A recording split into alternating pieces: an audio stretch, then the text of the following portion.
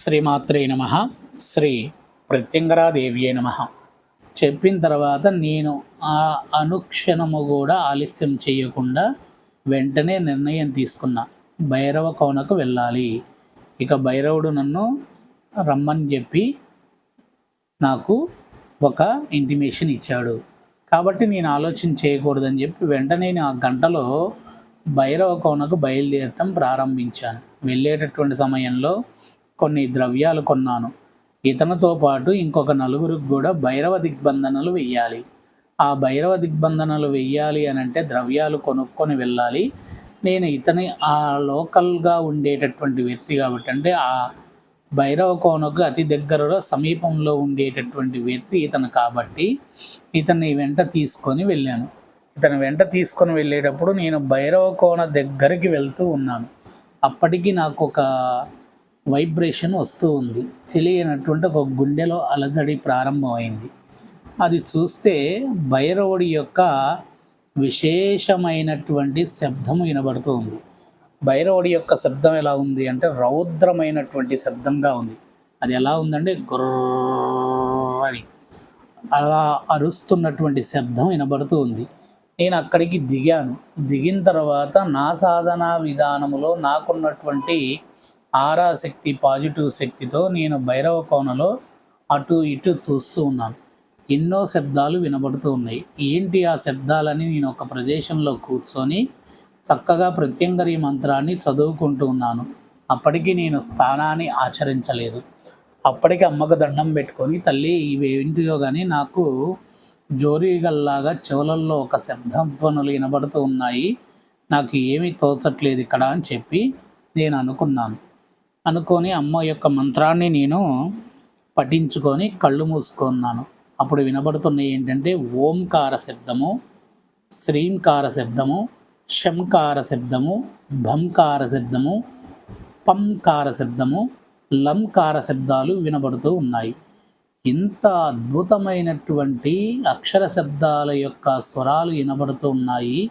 ఇది విశేషమైనటువంటి గురువుగారు చెప్పినటువంటి మహిమాన్వితమైనటువంటి స్థానము కాబట్టి ఇక్కడ వినిపిస్తూ ఉంటాయి అని అనుకొని నేను చక్కగా కొండలపై నుంచి వచ్చేటటువంటి జలపాతము యొక్క దగ్గరికి వెళ్ళి చక్కగా జలపాతము యొక్క స్థానాన్ని ఆచరించి ఆ జలంలో కూర్చొని నేను దక్షిణామూర్తి యొక్క స్తోత్రాన్ని పఠించుతూ ఉన్నాను. దక్షిణామూర్తి యొక్క స్తోత్రాన్ని పఠించేటప్పుడు విశేషమైనటువంటి గురు పరంపరములో ఋషుల యొక్క అద్భుతమైనటువంటి తపోశక్తి ఏదో ఒక కుప్పలాగా పోసి, ఒక పాము పుట్ట ఎలా అయితే పెద్దగా ఉంటుందో ఆ పుట్టలో నుంచి వచ్చేటటువంటి సుగంధ ద్రవ్య పరిమళ ద్రవ్యాల యొక్క పొగతో ఉండేటటువంటి ఒక అద్భుతమైనటువంటి వాసన యొక్క రూపము కనిపిస్తూ ఉంది. నేను అది కళ్ళు మూసుకొని నేను ఆ ధ్యానంలో ఆ దక్షిణామూర్తి మంత్రాన్ని పఠిస్తూ ఉంటే ఒక అద్భుతమైనటువంటి ప్రపంచం అక్కడ భైరవ కోనలో కనబడుతూ ఉంది. అది చూసిన తర్వాత కొద్దిగా ఆసక్తికరమైనటువంటి ఆశ కలిగింది. ఇంత అద్భుతమైనటువంటి భైరవ కోనలో ఎక్కడెక్కడ ఋషులు ఉన్నారు అనేటటువంటిది నేను చూడాలని చెప్పి ఒక తపన కలిగిన తర్వాత వెంటనే నేను అక్కడ నుంచి తడి బట్టలతో వెళ్ళి బట్టలు మార్చుకొని ముందు ఇక్కడ అధిదేవత అయినటువంటి మాతాశక్తిని దర్శించాలి. త్రిమూర్తి రూపిణిగా ఉన్నటువంటి అమ్మని దర్శించాలి. సరస్వతి, లక్ష్మి, దుర్గా స్వరూపిణిగా ఉన్నటువంటి ఆ శక్తి రాయి ఎక్కడ ఉంది అనేది అక్కడికి నా యొక్క ప్రయాణం కొనసాగింది. అక్కడికి చేరుకున్నాను. ఆ కొండని చూడగానే భైరవుడు భయంకరంగా కనబడ్డాడు. అంత పెద్ద గుండుని భైరవుడు తన యొక్క శరీరాకారంలో ఆ గుండు కనబడుతూ ఉంటే నా ఒళ్ళు జలతిడించింది. నేను చెప్పుకోలేంత బీటింగ్ ప్రాబ్లం అయింది. అంటే అంత ఆ టెన్షన్ ఏర్పడింది. ఎందుకంటే అంత ఆ గుండుని చూశాను. అది ఏకశిల. ఆ ఏకశిలకి మాతా త్రిమూర్తి రూపిణిగా అక్కడ ఉంది.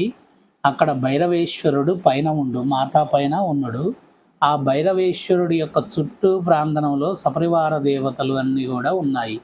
చూస్తే ఆ రాయిని భైరవుడు పడుకొని కళ్ళు తెరిచి తన యొక్క మూతిని ఇలా భూమి కానిచ్చి బుస్సు బుస్సు అనేటటువంటి ముక్కులో నుంచి వచ్చే శ్వాస ఎలా అయితే ఉంటుందో ఆ శ్వాసతో గుర్ర గుర్ర అనే శబ్దముతో అంటూ ఉన్నాడు. నేను ఆయన్ని చూశాను, ఆయన్ని నేను నమస్కరించుకున్నాను. తండ్రి భైరవ, నీ ఆజ్ఞ ఇప్పుడు కలిగిందయ్యా, నేను ఈ కోనకు చేరుకున్నాను. నీ ఆజ్ఞ అనుకూలించితే గనక నేను హోమాన్ని నిర్వహించుకుంటాను.